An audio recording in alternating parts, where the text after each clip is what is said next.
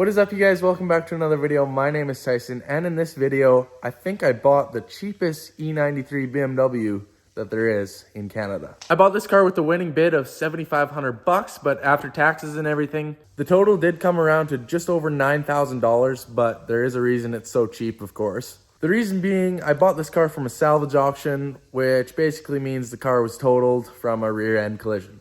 So basically, I bought the car online, sight unseen, and my dad towed it home for me, and I'll send you guys to when I first saw the car. Okay, so I'm almost home, and this is actually going to be the first time that I've seen this car in person, so I'm super excited. I was trying my hardest to make it home before dark, but the sun is going down, so I will only have a little bit of time to look at it. No freaking way, dude. I'm so excited! Dude! There's no way I bought this thing.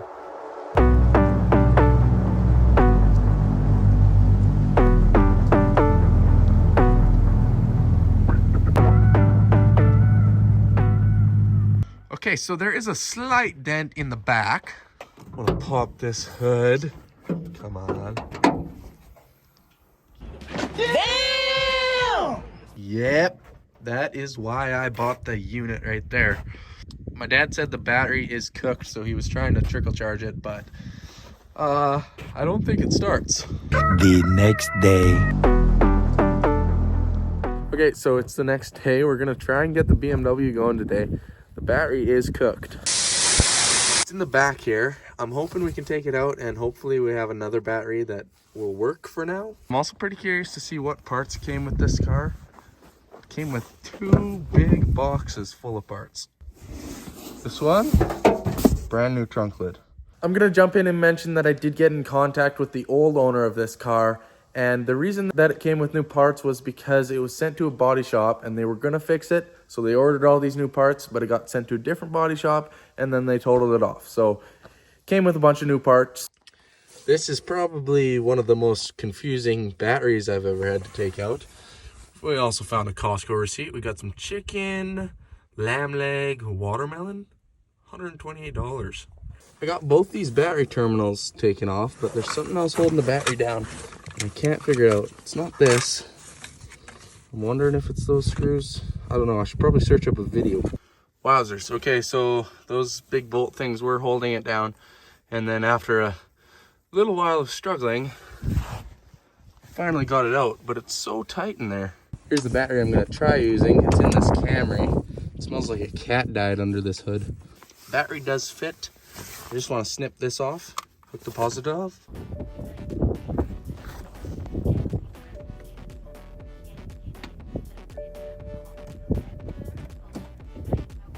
Nothing.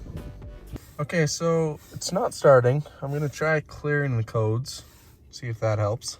Clearing the codes did not help, but we ended up hooking some booster cables up and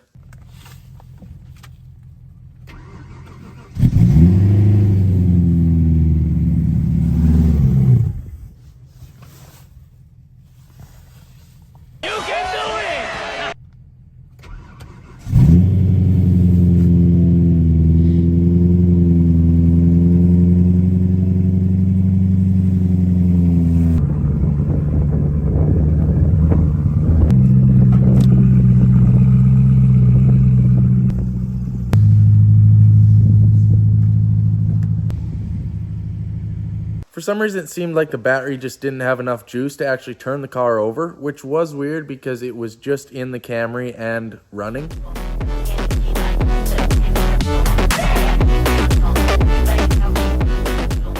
Now we're gonna unload it, hopefully. What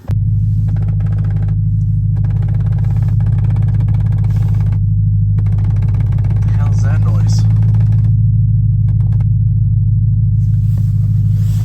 Car makes a lot of weird noises. I'm backing it up. Oh yeah, it's gonna die again. Gauges are starting to flicker.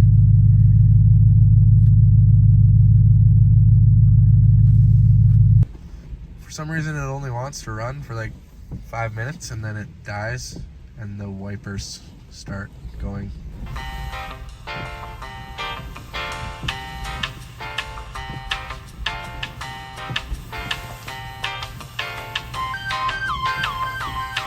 Also, we should just take time to appreciate how nice the steering wheel cover is. Red carbon fiber. Nice. All right, so we did get it off the trailer, and then we fiddled around with the battery for a little longer, and it wouldn't charge when the car was running, which was really weird, but eventually it just fixed itself. So we ended up taking it for its first drive, which was awesome.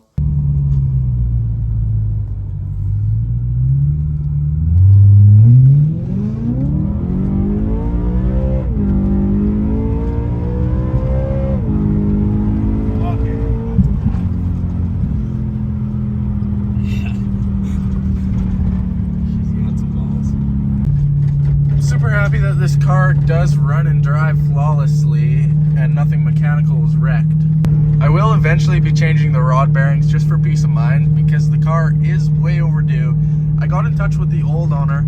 He said he hadn't replaced them and neither had the guy before him, but 180,000 kilometers on an S65 with stock rod bearings is pretty unheard of, I think. Okay, so now that the BMW runs and drives, it's time to tell you guys why I bought this car.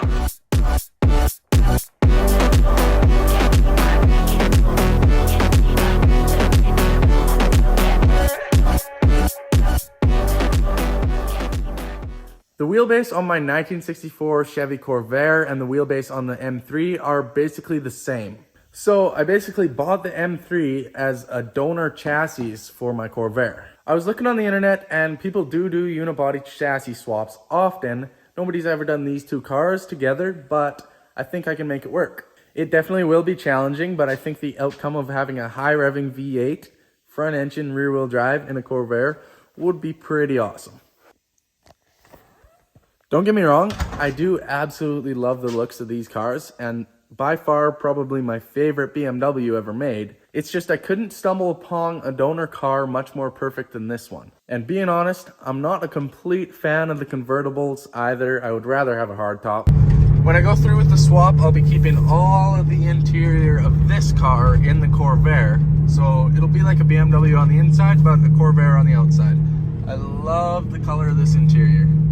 Alright, so that's pretty much everything I have to say about the BMW as of now. I did list this car for parts, and it's safe to say there's going to be no problem selling some of these M3 parts. There seems to be a lot of demand for the parts that I'm not going to be using, so I should be able to make quite a bit of money back. But that's everything for today, so thank you guys for watching the video, and I'll catch you in the next one.